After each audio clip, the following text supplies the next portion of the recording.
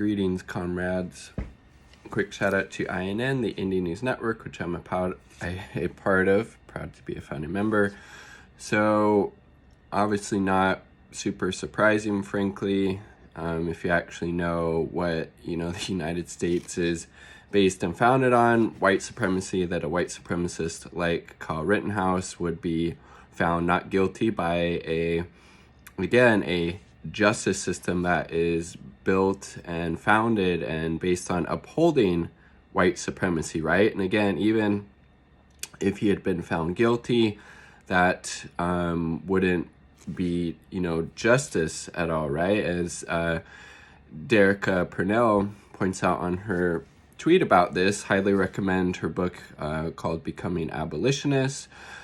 She says the whole damn system is guilty, the judge, the jury, the lawyers, and when we call for justice and the system is already guilty of white supremacy, we give it more power. And until we confront the fact, more people will die and their killers will continue to go free. She goes on, what if justice isn't conferred by a court but created by building healthy, resourced communities? What if we weren't satisfied with convictions after death and instead sought justice for the living? What if we fought white supremacy in the streets and in the courts? This doesn't mean that we should not be angry or surprised. I am pissed. I'm pissed as well, but not surprised, right? Not because I expected a conviction, neither did I, but because so many people I loved did and so many more people did not, and being suspended in the uncertainty of an unjust system feels confusing and wrong. So if you're angry, surprised, indifferent, or confused, hope that you join or continue to build organizations that are committed to abolishing the system that we have, committed to dismantling white supremacy and building the world that we deserve. Again, it's just another example of, white supremacists getting away with white supremacist, behavior, in this case, murdering two people while, so many people of color are, locked up in, prison for, the same thing, or locked up on nonviolent drug offenses. Trayvon Martin, right? He was fucking murdered by George Zimmerman and he had a fucking bag of chips, right?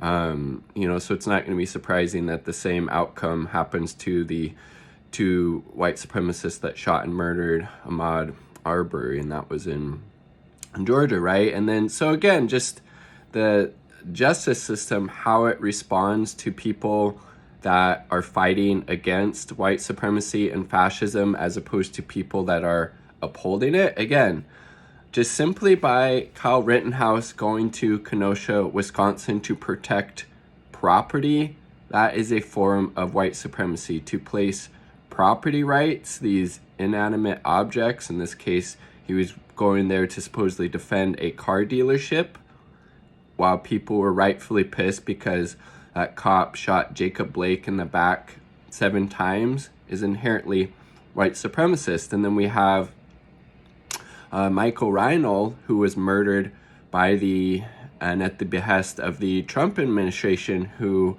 shot a, Proud Boy fascist. And he was literally murdered in the streets by the white supremacist state.